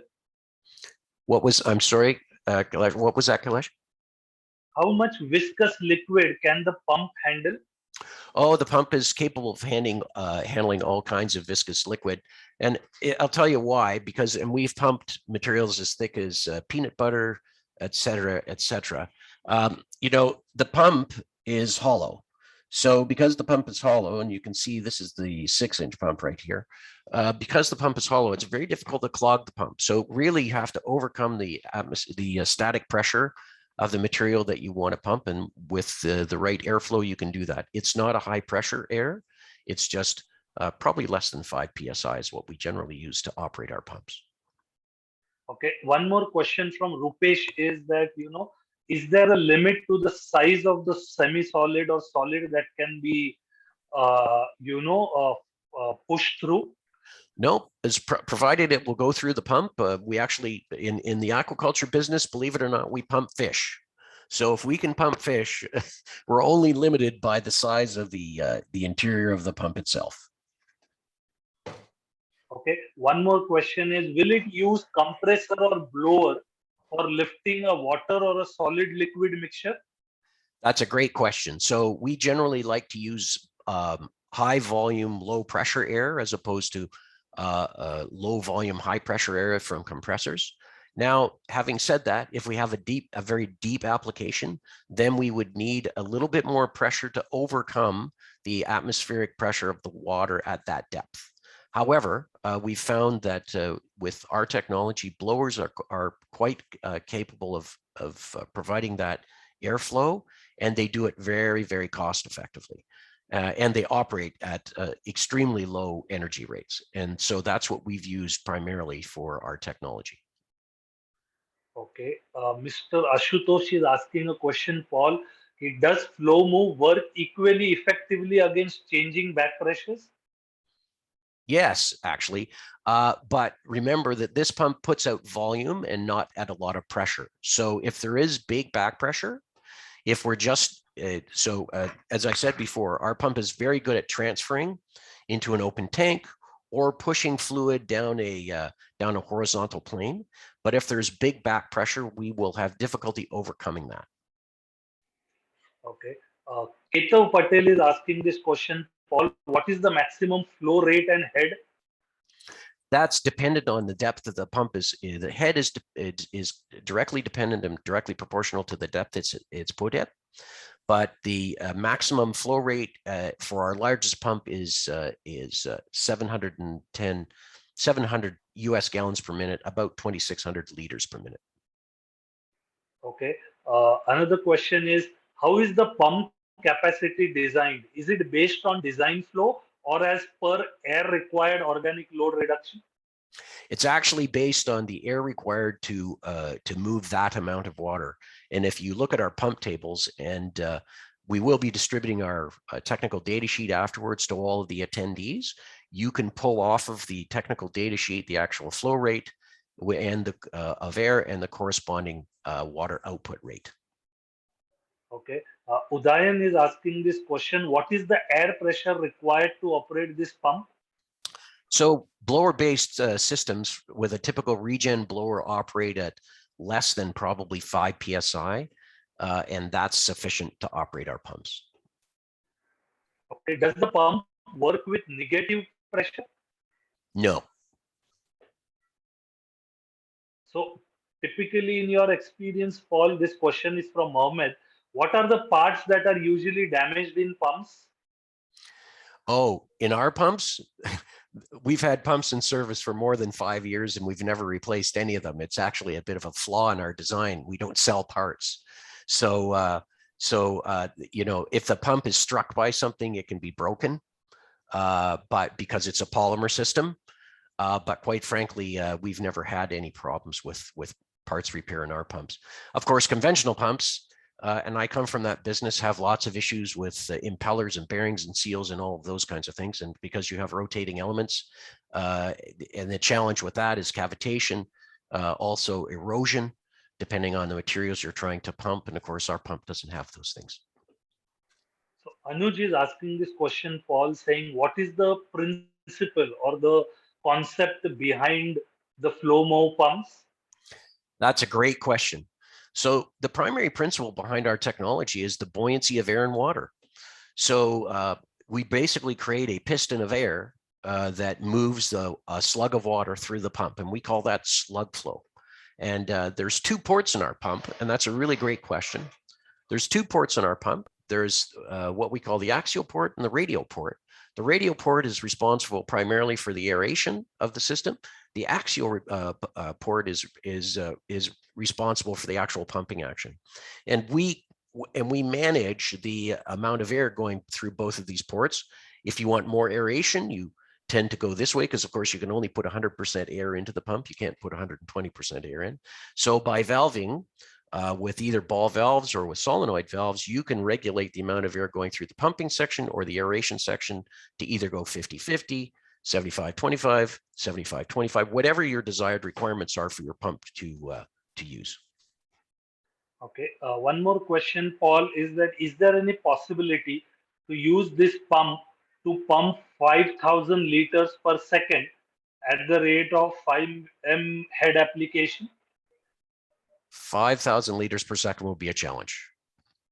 Yeah, not possible. Okay. We have certain questions where people are asking for the contact details of your person in India, but I will share that with you later. So Yep. Yogesh is asking this question: is abrasive quality of pumping fluids a factor that affects pump performance as your material is plastic? No, we've not had any experience with that so far. We've had no issues with pumping different materials, primarily water-based materials, but the solids loading doesn't really affect our pump. Okay. Udayan is asking this question: what is the actual oxygen transfer efficiency? I can provide that as a separate document. Generally, the oxygen improvement for our pumps is more than 10% over a base system. So it's fairly advantageous. The way it operates improves oxygenation. We have lots of technical information on that I'd be happy to share for those people that need it. Ketav Patel is asking, what if there is a sudden decrease in the airflow? Will the water backfire? Will it cause any harm to the equipment? Could you say that question again, please, Kailash? The question is, what if there is a sudden decrease in the airflow? Would there be any harm to the equipment? No. If the airflow stops, the water flow stops. It's not an issue of damage to the equipment. The pump will just stop operating. Okay. I'll take 2-3 more questions. One is, does your pump work with a seawater application? Yes, absolutely. Okay. A very maybe difficult but direct question to you, Paul. Anthony is asking, airlift pumps have been in existence for ages. So how is your pump any different from others? Has it been designed to be strong enough to withstand high pressure temperature? That's a great question. And as I said during my presentation, airlift pumps have been around for about 100 years. Somebody decided that drilling a hole in a piece of pipe and injecting air in was a great way to lift water. The difference with our technology is actually we've spent the last 5 years engineering our design so that it can withstand both the stresses operationally and optimize the exchange of aeration and pumping capability. So yes, our technology can handle extreme applications. Our pumps are installed in a number of aquaculture facilities here in Canada that operate at temperatures to -30 to plus, as you know, lately in Canada, plus 45 from time to time. And we have no problems with the capability of our pumps to operate at those levels. Higher temperatures, of course, it's PVC and it's nylon. So, the operating limits of the pumps can be exceeded. And so we want to make sure that the application of our pumps is very specific. And that's why our application engineering team works very closely with a customer to ensure that our pumps are the right choice. They're not the perfect choice for every situation, but they're the right choice for a lot of situations. So one question we have is, can your system or pump be used for a gas liquid mixing system, injecting Yes. other gases? Okay. Absolutely, it can be. So if you want to inject a gas or you want to pump a gas, it depends on the gas. We would have to check the buoyancy of the gas and the fluid that you want to pump. But believe it or not, a version of our technology pumps liquid metal with argon. So yes, we can pump all kinds of very interesting technologies. That every situation is different, of course, and we would have to assess that based on this particular pump, but we do have other more high-tech pumps that we use to pump liquid solid mixtures of a metallic nature and a gas. Okay, another question is, hope the maintenance cost is very less as moving parts are nil here. It's zero, but it's very hard to say zero because people say, oh, it can't be zero.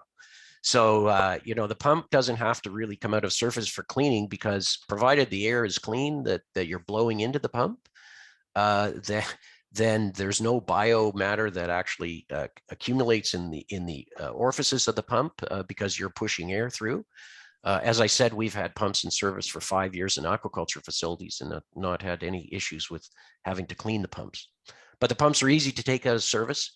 We suggest that when our customers install them, they install them with a rubber ring, with a clamp, with a quick clamp on both sides. Remember, it's low pressure water, it's not high pressure water on both sides, and then the pump can be taken out of service very easily, if necessary. So Paul, we have a lot of questions here where people have asked for the technical data sheets. Yes. And people have asked for the contact persons that you would have in India where they could get in touch with you. So Yes. maybe post your session is over, they have also asked for your contact details if they can write directly to you. So we will share,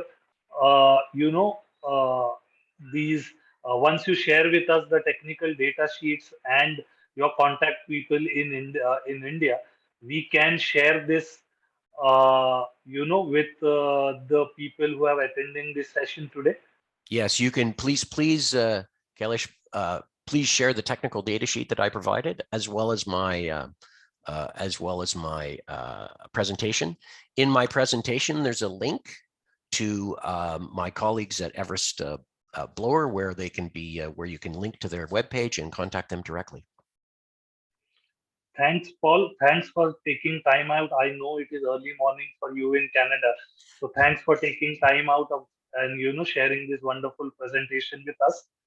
It's my pleasure. Thank you. So before we come to the end of the second episode of the IWET series, I think this is the right time, seeing the kind of questions we have got for this session, to share with you that Smart Water and Waste World is organizing the Pump Symposia.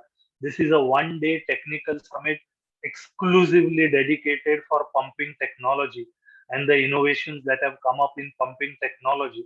And we will have various technical people from across the globe who would be, there sharing their technical expertise exclusively around pumps. So if there's anything that you would like to know about pumping technology, 30th November is the day where Smart Water does this online summit. We will be sharing the details of the summit with you soon. So, look forward to seeing you there. This brings us to the end of the end of the episode 2 for the season 2 of the IWET series. I would like to thank all the speakers who have taken time out of their schedules to share their knowledge and experience with us, Dr. Nupur, Sanjay, Sajid, and Paul. And a special thanks to Keith for taking time out again from his schedule and talking about the Indo-Canada partnership. If you want to know more about the Canadian companies and their operations in India, you could reach out to any of the people on the slide that you see right now. They would be more than happy to connect you with any of the Canadian companies that you have, had the pleasure of witnessing their presentations either at season 1 or season 2. So Yasmin, Saroj, or Varun, so anybody of them, and they will connect you with the Canadian companies. With this, I bring episode 2 to an end today. The episode 3 in December would happen on the 15th of December at the same time. We will be sharing the link with you and the details about that session. So we hope to see you at that session again. So with that, thank you all. Just a minute. Well, I would just like to say from this end that we are a research organization, a think tank of the country, and we really look forward to the industry participation because from here now we want to move ahead for the pilot trials. So we invite industries and partners for collaborations. And I'm really glad to be sharing this platform with Sajid Husainji. I read your articles, gone through so a lot of things we have come to know. So please guide us. And we really look forward to having this technology piloting in Tirupur under TWIG. Thank you. I look forward to. Sure, Thank sure. you all. Thanks, Dr. Nupur. As I said, the intention of this platform is always for engagement where the community Exactly. can come together and share. So with that, I bring the session to a close today and looking forward to see you guys either at the Pump Symposia or at episode 3 of IWET on the 15th of December. Thank you all the speakers and the attendees.